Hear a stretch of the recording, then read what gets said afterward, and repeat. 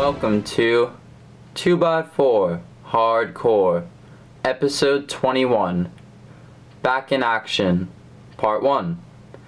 Hey guys, so happy April. This of course is the first episode of season 2. I've been taking a break the last month, and I've been doing a lot of gaming and other stuff. So I'm excited to bring you guys all of the new content that I'm going to be bringing this season. Hopefully we'll have new game releases and updates for games I've talked about on the show before in the coming months for season 2. I'm expecting season 2 to go until the end of June, and I'll probably take a 1 month break during the summer. So this season we'll be bringing a lot of games you already know, mostly Order in Chaos, also Grand Theft Auto 3, Modern Combat 3, Galaxy on Fire 2, Mass Effect Infiltrator, and some of the other games that are supposed to be coming out during this season. So I'm gonna start off the season with 2 episodes. As you can see in the title, this one is part 1 of 2. And on this episode, I'm going to be focusing on the new Order in Chaos update that released about 2 weeks ago. And I'm going to be discussing this with someone who has been on the show before. We had a really long conversation about the Order in Chaos update, all of the things we like about it, things we dislike, and the future of Order in Chaos. So you guys will hear that conversation soon. Also, a lot of people I've noticed have said that there isn't enough video in the YouTube videos, and there's just like that picture, and you're seeing the picture right now. So in season 2, I'm going to be showing you guys more gameplay during the talking that relates to that. And on this episode today, I'm going to be showing me running Salem, the Lower City, the new dungeon in Order in Chaos, in the background of the YouTube video while I talk with this guest star. So hopefully you'll have something to look at and you may not get bored. If you're listening to the iTunes version, of course you won't be seeing the video, but I'm hoping that this episode will be entertaining enough anyways. So I don't want to drag on too much with this intro, but I just wanted to wish you guys happy April, and I look forward to starting season 2. So here is the episode. So today we have more Order in Chaos discussion, and we're going to be talking about the new dungeon for Order in Chaos, which is Salem, the Lower City. I'm joined by a guest star today. Hey guys, I'm Convenience Gamer. This is my second time, I think, I'm on the show. And I'm just very glad to be here. I'm just going to ask a few questions about the new update, mostly about the new dungeon. So the first question is, how do you think Salem, the Lower City, compares to the other dungeons in terms of being challenging and fun?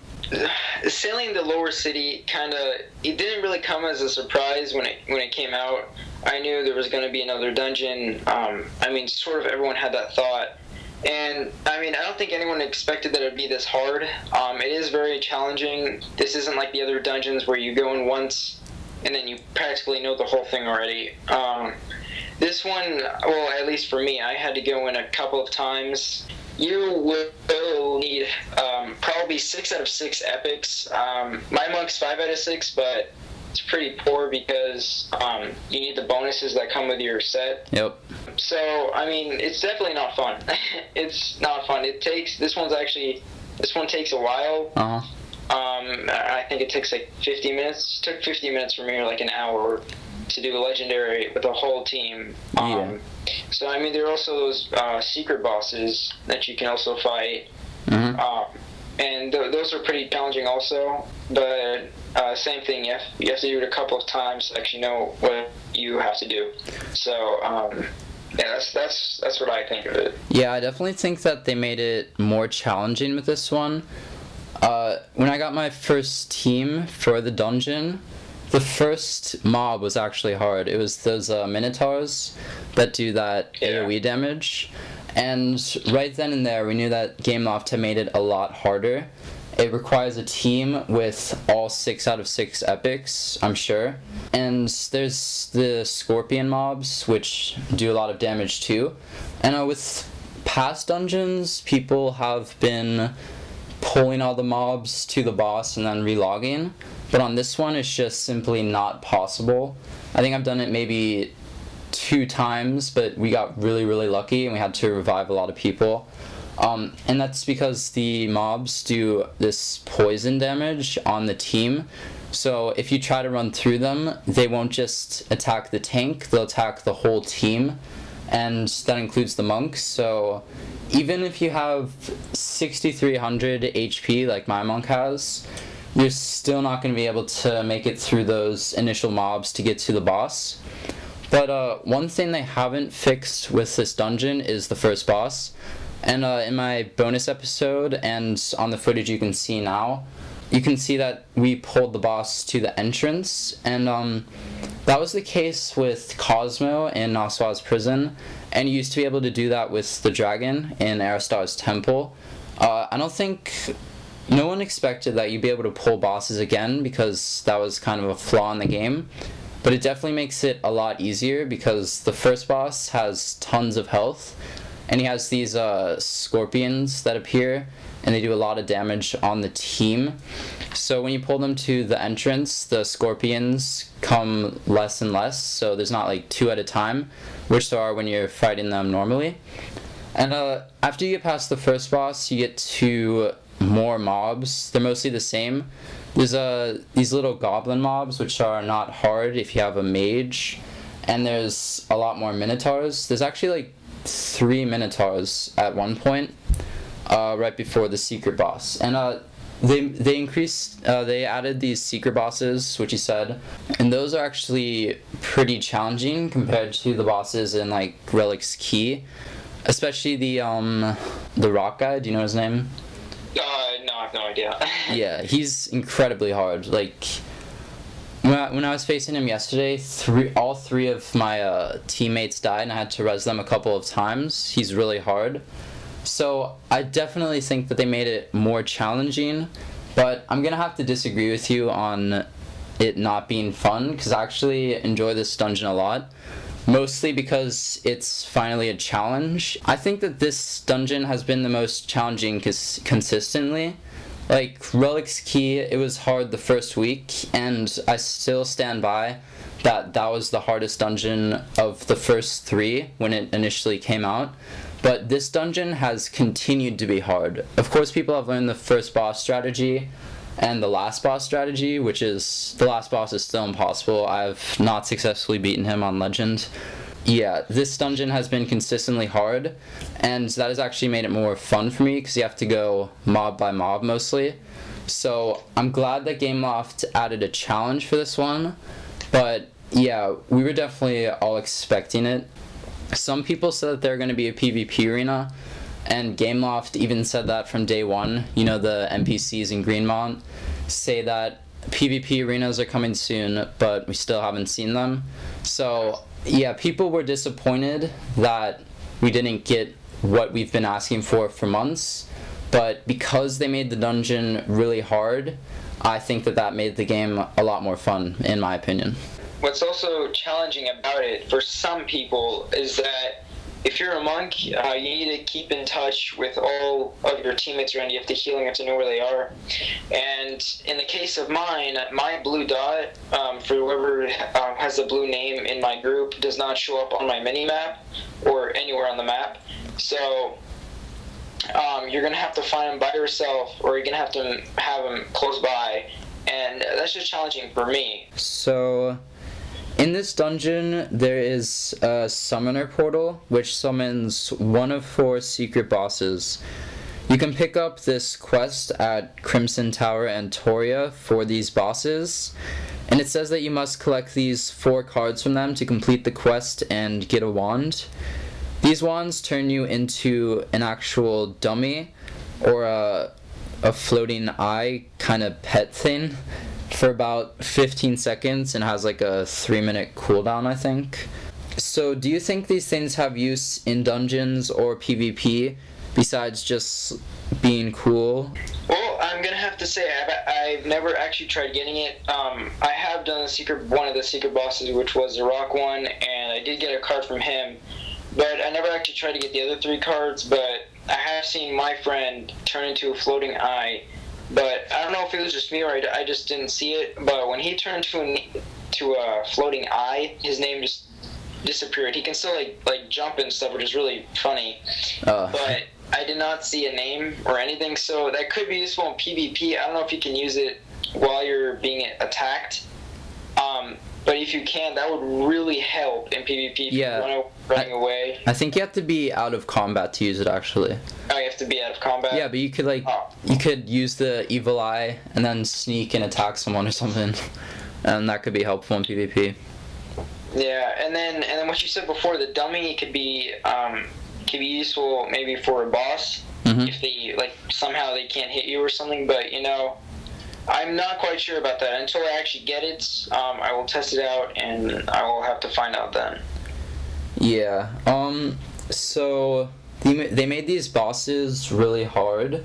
I've actually only seen 3 of the bosses, and I've faced them quite a number of times. I think I have 2 of each card, not to brag, but a lot of people on my server, at least, which is Whispering Islands, they pull the first boss to the entrance and essentially farm him and the card boss. They call him the card boss because they drop the cards. So you have to beat the first boss to get to the card boss. So a lot of people have been doing that, but it's really strange. Sometimes when it's not one of the 4 bosses appearing, this guy Lord Stan appears. You may know him from the special quests that give you the Stan's chest head thing. And he just appears when you summon, and he just walks away and says, "I must have been lost." And this has been pissing a lot of people off because it looks like they just got gypped off of beating the first boss and then getting to the secret boss for nothing. But it may also be a clue for something else, because some people have said that when they had 2 or 3 of the cards in their bag and the quest, and they used the special Stan's head thing and summon, that maybe the 4th boss could appear there that they need the card for. And the 4th boss that I need is the Rooster. A lot of people have said that he's been appearing a lot, but I haven't seen him a single time.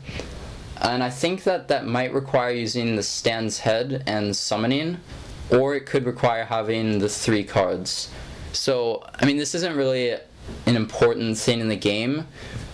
It could be useful in PvP or dungeons, or maybe it's just like a vanity item, I'm not sure.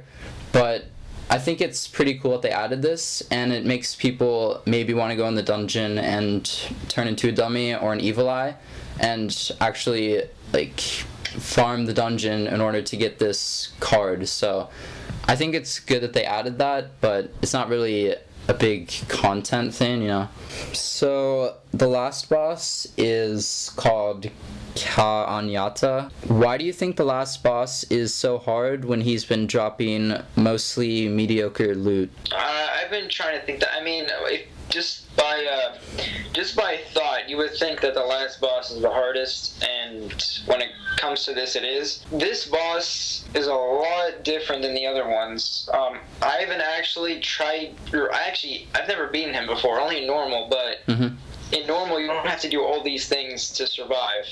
So, in Legendary, I've heard that first of all, you're supposed to destroy those little plants that are around him, because those are really strong. Yeah, apparently they bind him to the island, and you need to kill them quickly. Yeah, so when you take those 4 out, he comes, he's like, okay, now it's my turn, and he gets out, and he starts attacking you. And when he says this saying, I forgot, do you remember what the saying was he says when those other guys pop up behind him? I have not gotten that far. He says something, and then 4 lizards come up behind him and start shooting skulls at you. Oh. And that attack is what gives the most damage. So apparently you're supposed to go, the monk, the mage, and the ranger are supposed to go behind the boss and the lizard so that they can't hurt you. And I guess if you're not behind him, the monk would need to use Prayer of Pure Faith to try to heal you guys. Yeah, and that's where your 6 out of 6 epics comes in, because if you have a full set, then you have a 20-second less cooldown for the prayer, which you will need that badly. Mm-hmm. So I've heard that for the 3 vines, that the mage needs to use permafrost to try to AoE the vines, and that all the other teammates, even the monk, have to try to DPS each vine as fast as they can. And about the skull thing, I haven't seen it personally, but yeah, I'd imagine that you'd have to try to get behind him and them. And I also heard, like, at the end, I know this from Notorious, because they seem to be one of the only guilds that's beaten him. More vines appear at the end, and you have to DPS them while he's attacking you guys. So I think that's one of the parts where the monk would need to use prayer, and everyone have to go full DPS. And I think the vines keep appearing until he dies, so yeah, he's a really, really hard boss, and he has been dropping mediocre loot, except for these 2 epics, right? I think today a mage epic dropped. It's a mage. Is it a mage cloak or a robe? It's a robe. All right, and do you have the stats for that? Yes, I do. All right. Alright, so the new robe that apparently showed up today, it might have shown up before, but I guess they did, I decided to put pictures. So this is epic robe for mages. It's called the Shramel Wraith robe, and you get it from the last boss, and the stats are 137 armor, plus 10 stamina, plus 30 wisdom. It increases spell power by 46. It increases spell hit chance by 14, and it increases spell critical chance by 20. Mm-hmm. So yeah, I was comparing that to Rajil's staff, because I think that has similar stats. So this is the first epic mage robe that's dropped from this boss. No one's seen it, and the dungeon has been out for like 2 weeks now, and it's the first one. It's a really, really good drop. And I think it might actually be geared towards PvP, because a lot of these drops have been said to gear towards PvP. Also, the first boss is dropping this new warrior helm. That one has really, really good stats. I'm not sure about the stats, but yeah, I have them right here. Okay. Well, this is called a magic potion helmet. I haven't actually seen it, but I've seen pictures of one person having it. It is 904 armor, plus 30 strength, plus 20 stamina. Increases attack power by 66 and increases critical level by 28. Yeah, see, these are like really overpowered epics, and the first boss isn't necessarily hard, but I mean, if you didn't have 6 out of 6, you probably wouldn't be able to beat him. But this dungeon has been dropping a lot of mediocre loot, except for the occasional epics that have dropped the last 2 weeks. So it doesn't really give people an incentive to run the dungeon and buy the dungeon tablets from Gameloft, so I'm not really sure what their thinking was behind it. I mean, maybe they're making it so that people have to work really, really hard multiple times to try to get the epics, but this is like casual compared to World of Warcraft. So the fact that they made this dungeon almost impossible, well, especially the last boss, and that there's not extremely good loot dropping is kind of annoying. They may change that in the future, I'm not sure, but for now a lot of people are getting pretty mad about it. There have been rumors that the new essence of Scythian that is dropping could be used to reinforce the blue gear that is dropping in the new dungeon for the future. Do you think that this gear is PvP oriented, and in future dungeons there will be more pieces to this set and eventually PvP arenas to work with this gear? With the essence of Scythian, some people are a little confused about it, because everyone's asking, like, what is it used for? And I mean, it could be used to reinforce the blue gear sometime. It probably will be better than the rune gear. I'm also a little curious about the legendary gear. I mean, these bosses are getting harder and harder, so yeah, that could be possible. Because, like, for Relic's Key, no one could beat the bosses without rune gear. I mean, some people could use green gear, but it required like rune gear. And now that you can upgrade your rune gear, the Relic's Key is a lot easier. So maybe the same thing with Salem. Like, we have epic rune gear right now, and it's really hard, but maybe this Essence of Saethian will be used in the future to reinforce legendary gear, and Salem will become easier, and the other dungeons could be easier. So I see what you're saying there. Okay, so there have also been rumors that the next update, which is anticipated as the 1-year anniversary update, could be another dungeon right next to Salem. It is said to be either the upper city or the palace, and that was in the lore that Gameloft provided, with the entrance possibly being those huge doors with snakes on them near Salem. So do you think that this will be the next dungeon, or will it be in Rift? Trying to think about that one. That one is a pretty big thought. About 1-year anniversary. I mean, I never thought it would be that. I thought it would be something completely different, but... Well, I mean, the way it's been going, Gameloft has released 4 dungeons and 1 minor update, which was the rune gears. They haven't shown us any of their efforts toward PvP so far. Yeah, so, I mean, with this whole upper city or the palace, and I have seen those doors with the snakes on them. Yep. I mean, that could lead to it can lead to a few things. It can lead to maybe more quests, which I'm not sure the desert really needs any more quests, but you never know. I'm trying to think. I would never think that there'd be 2 dungeons right next to each other. Well, Gameloft has been surprising us quite frequently. Yeah. With the different dungeons. So I mean, it could happen, but my hopes is that it will probably be in Rift. Not sure where, but mostly I probably think Rift. So and we definitely need better gear for that, because they've shown us with this dungeon that you need 6 out of 6, and those epics that are dropping would probably be really helpful with this dungeon. So I think that they need to like sort out the whole Essence of Saethian thing and introduce some new things that we can reinforce before they release another dungeon. And obviously a lot of people don't really want another dungeon. There's been rumors that there's going to be PvP, of course, because Gameloft has said that themselves, and also about the level cap increase with the new land. So I think Gameloft really has a lot to do for this game, but it seems like the easiest way for them is to release a new dungeon, because they really don't have PvP down besides PvP in Vegas Square. So it looks really apparent at this point that they're going to release another dungeon. I don't know, I really think that it's going to be right next to the current desert dungeon, with like a much harder final boss, probably like a snake or something. I mean, it could definitely be in Rift, but the lore that they've provided right now makes it look like it could be right next to it, or maybe even like an expansion inside the actual Salem city dungeon right now.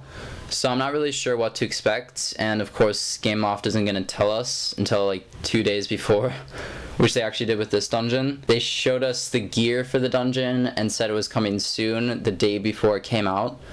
So yeah, I'm not really sure what to expect, but Gameloft is probably going to surprise us once again.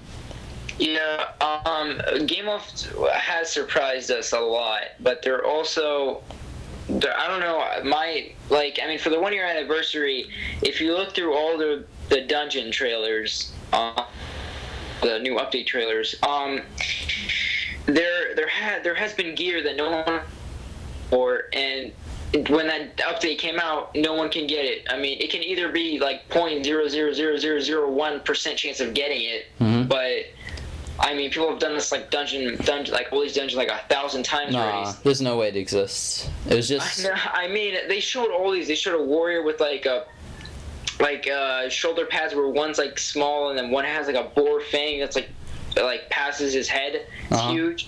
And then you see a warrior with 2 swords, or one glowing green, one glowing red, and it's like, I don't know, it looks like a weird sword. Yeah, I know. And then you see a mage with wings, and those wings are like orange, so that kind of, I just think it's from the desert. So I mean, they either are doing that by purpose, so then if it's upcoming, like maybe those would be legendary items. That's really interesting. So, like, for all we know, there could actually be legendary items inside of Salem, because Gameloft hasn't released the loot for it, and we just saw that new mage robe today, and no one had heard of that before, so maybe in a few weeks we'll actually see a legendary item dropping. It could already be in the game, or Gameloft could add it with a new update. I'm not sure, but yeah, it's really interesting. I'm not sure if they're gonna add those legendary items soon, like the ones that we saw in the photos, but yeah.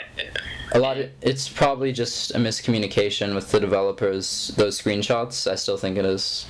But it can also revolve around those pictures I told you before. There has also been, if you look at the forums right now, hopefully they won't take it down, where there are pictures of a guy was walking in Green Mountain and found another warrior in there with an unusual shield. It was the exact replica of the Wall of Honor, except it was all plain orange, which again could be in Salem or could be a legendary item, but when the guy inspected the warrior and looked at the shield, it was in red, test shield, and it had this crazy stats like I forgot the crazy stats, like 221,448 armor for the shield, and I mean that's just ridiculous. And then the other stats for it is just ridiculous. And then Gameloft finally said that they were just testing some stuff in there. Yeah, so, that's really interesting. I think that gear is just too good to be in the game. It seems like they're just like testing out really hard hits. Like, for example, that could actually be like something that one of the boss uses. They could use that test shield or something, and they could have that amount of crit, and they're just testing out for the bosses. Or it could be so they could test it out for legendary gear, and that gear could actually be future legendary gear. And they've seen people in game with this item, and you think that Gameloft would actually have like a private server for this stuff instead of people having to ask questions about it all the time, because it's really, really sketchy stuff. And these people have been identified as Gameloft Gameloft developers. Yeah, that's probably true, but there was this dispute on the forum about, I'm not really sure about the details. I think that some like Spanish guild was getting epics or test gear, and it's unclear at this point whether Gameloft was giving that to them or if they somehow hacked into the server and got that gear for themselves. Gameloft hasn't really made much of an effort to communicate that to us. So yeah, it's really strange that they have this test gear in the game right now. It's probably for future updates, and it could be legendary gear, but Gameloft is pretty much gone with the fact that it's nothing sketchy is happening. They're just letting their developers test out the gear at this point. We talked about a bunch of surprises with the new update, and one of the biggest surprises is the fact that there's now Rune gear dropping in Relic's Key. So why do you think that Gameloft decided to let this Rune gear drop off every boss in Relic's Key now, including the easy first one? Are they trying to push people to buy those expensive essences because maybe not enough people were buying Rune gear? Or is this because better gear will be out soon and they don't care about giving this away for free? I think it's been quite a while since they released the Rune gear and everything, and people were complaining about everything, and then they finally released it that you can craft it. So then people were a little happier. And now, I mean, since all the new dungeons are coming out and they're getting harder and harder, I suspect that they are just going to give this away for free, and it is really easy to get. I mean, I've seen people don't even have Rune gear and they go through the dungeon easy. So, I mean, they can just get the whole Rune gear set, and then with that, they can go to the other dungeons. Hopefully they won't die, and try to get the essences. Yeah, and that also might have to do with the essences being bought for runes now. I think that could be because Gameloft may want to make some extra money, and maybe they weren't getting enough with Rune gear, but they could, if people already have the Rune gear, they could say, oh, well, there's epic gear that we can reinforce, so why don't we just buy these essences? So it could be that Gameloft wants to make money on those essences, which are really overpriced. I think the essence of Aristar is 29 runes, which is really, really overpriced. And those essences have been dropping less in the dungeons. I haven't seen barely any. I really like that they added the rune gear dropping, but it definitely could be in anticipation of better gear dropping, where rune gear doesn't really matter anymore, except for these first 3 dungeons. So yeah, this could be gearing towards legendary gear or better epic gear. Oh yeah, we forgot to talk about the new exhaust system. Oh yeah. Yeah, what do you think about the new exhaust system? It's by the new exhaust system is a lot better. It saves people time. It's very helpful. I like it. You guys don't even need to get those what are those orbs, those exhaustion orbs that reset it. You really don't need that anymore. I mean, if you go through the dungeon maybe 1,000 times, then maybe. But basically, what this new exhaust system does is the timer doesn't get counted for how long you're in the dungeon. It counts for, I think, when you only are attacking bosses or when you're in combat with bosses. Am I right? Yeah. Yeah. I think. Or is it with like all mobs? No, it's just for bosses, I think. Just for bosses, yeah. So you can keep going on and on in the dungeon, but you only get the exhaust only goes up if you're attacking the bosses, and when you're done, it just stops. So that's really useful. Yeah, but it's kind of like aggravating since Gameloft picked the amount of exhaust for us. Like, it could be that it just it's calculated by the time that you take to actually get to the boss, because some people get there faster. But that would kind of be like the old exhaust system, and this makes it more fair for everyone. The first boss in Relic's Key only costs 2 exhaust to get to now, because it's by the boss. So a lot of people have been clearing those first mobs and then just farming the first boss over and over for rune gear.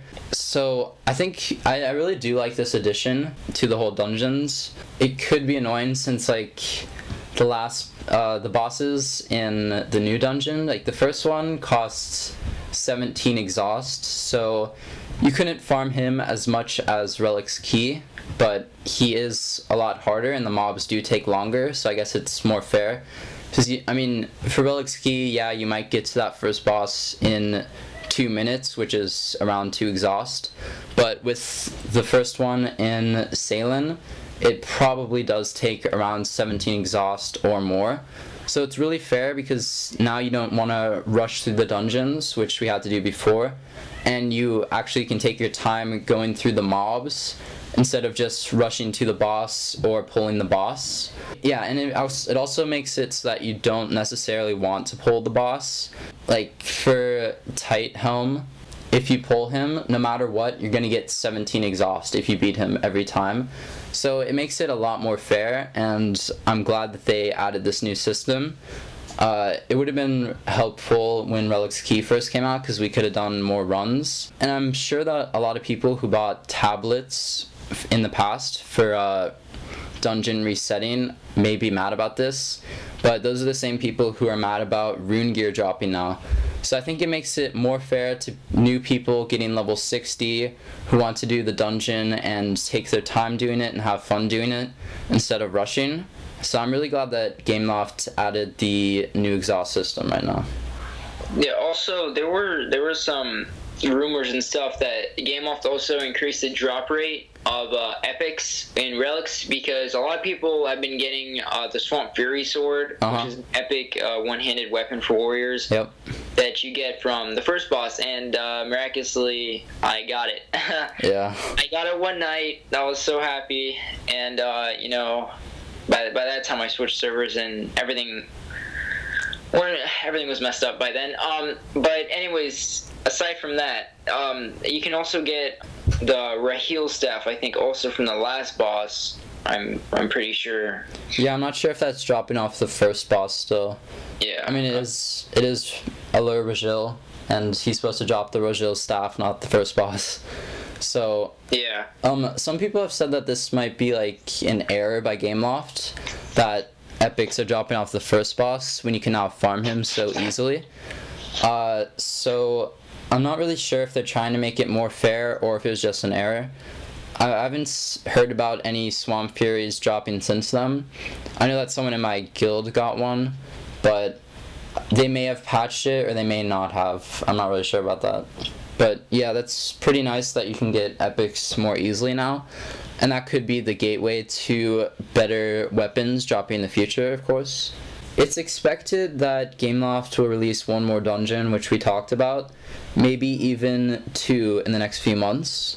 So do you think we will ever see that PvP arena or even a level cap increase?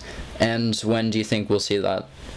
PvP arenas are most likely going to come first. Because everyone's complaining about it, and they like, even from day one, from the first day the game came out, and you go in Greenmount, you see that person says, coming soon, PvP arena. So It's been almost a year. You never know. They might be working on it, or they might be working on it right now. And then as for the level cap increase, it could come in the next update. I mean, they probably don't want to rush things since the new dungeon just came out. Yeah. So I mean, by that point, it will have been a month and a half, though. Oh, well, yeah, maybe. I mean, if there is a level cap increase, then they would have to make a whole new continent, and they'll probably be all the way till 70, and then they'll probably put a new dungeon there, or first they have to put in Rift, but...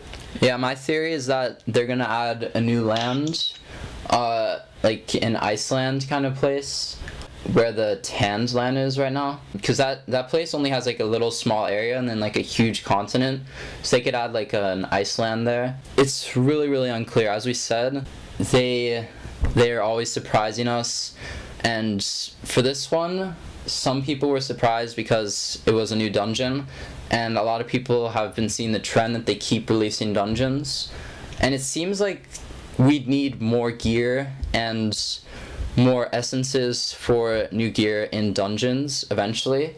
But like we said before, the new gear looks like it might be geared towards PvP, so I'm not really sure what to expect at this point. I saw a comment on the forum by one of the mods yesterday, and they said that they have forwarded the PvP suggestion to their developers, but that we may have to wait a while because they're still considering it. So that doesn't really sound like it's going to be out by the 1-year anniversary update. I mean, it's most likely going to be a dungeon, but I think it would actually be bring a lot of people back if there is a level cap increase. Except that all of our gear would be obsolete, of course. So, I don't really know. Gameloft doesn't tell us anything. Yeah. So, do you think that Gameloft will up their game when they try to compete with World of Midgard when it comes out? World of Midgard is expected to come out during the summer, and just by the looks of it, I've played the second beta and posted some gameplay on my channel. To tell you the truth, it does not look good at all. People say, oh, it's going to be amazing and everything, but by the looks of the interface, by the looks of the layout, I mean, I think they're rushing a little too much. They have all this stuff. They have the mounts, they have the PvP arenas, I think, and all that stuff. But they don't have what Gameloft has. They don't have, like, the interface. They don't have the graphics. That's true. So, it's just, I mean, from the looks of it, it just doesn't look as engaging as Ordering Chaos has. I mean, they've put a lot of work into it, and they've compared themselves to Ordering Chaos multiple times. They've said that other MMORPGs on the iPhone do this and that, and it's all directly Ordering Chaos. But I really don't know. They seem to be working hard, but the game just doesn't look as fun. I mean, Gameloft has more resources to, like, make the world look better and to constantly release dungeons and stuff. And they use the same interface that they have from their other games, like they have the same kind of characters they can put in Order and Chaos and just like change the faces and stuff, and they can already like create stuff from what they already have, and they use a lot of WoW copying stuff. Like they copy some of the like the layouts from WoW. I don't know. But Order and Chaos just has a lot more going for it, I think. It has a large player base, and people have scorned Gameloft, but in the end, most people are playing this more than other MMORPGs on the iPhone. And speaking of that, there have been MMORPGs for months, maybe even years since the App Store came out. And people have played those, yeah.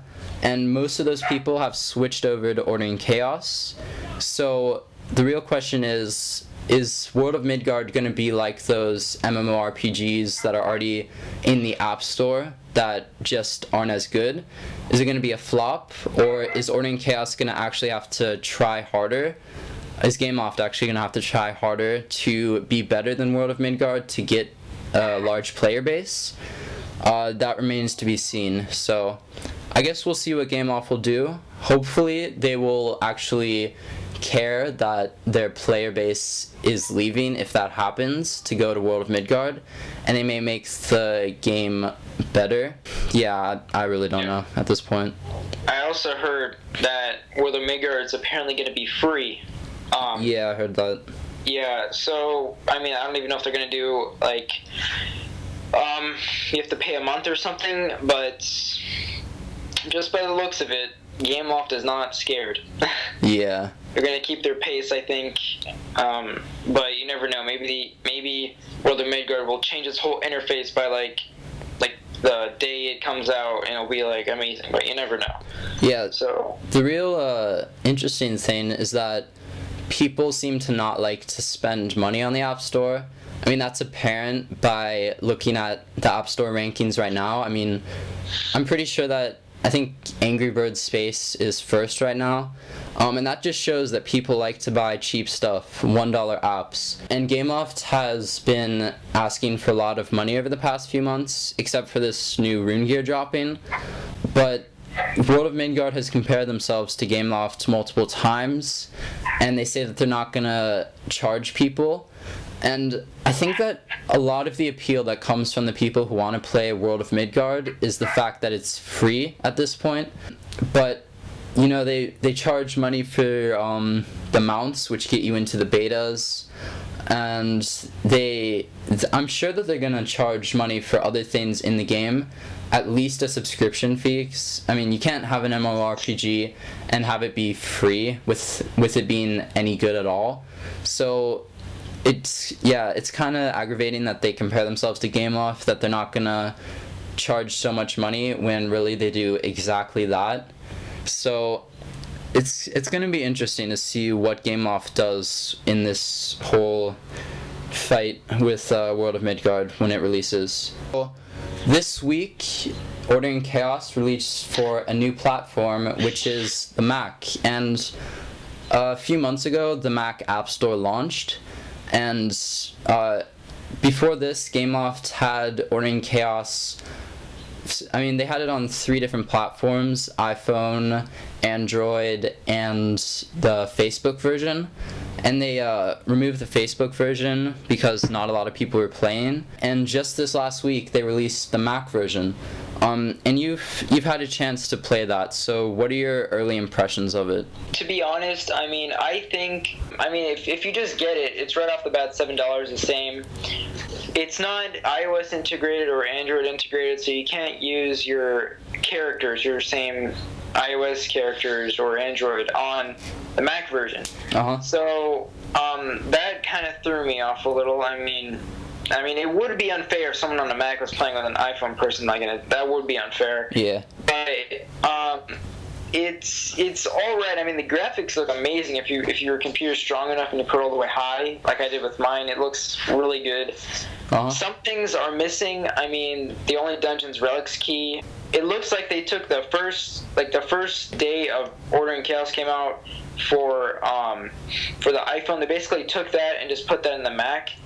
I mean, they have added. It's like vanilla Ordering Chaos. Yeah, I mean, some things are missing. They don't have all the dungeons. There is no shadow prince. Is there rune gear? Yes, there is rune gear. And does it cost money or is it dropping? I have no idea. I haven't checked that out yet. Yeah. But I mean, the only thing that you keep, like, if I sign in with my iOS account into the Mac, the only things I will keep are my runes and my subscription. So that's a little weird. I didn't even know that they could do that, but it's interesting.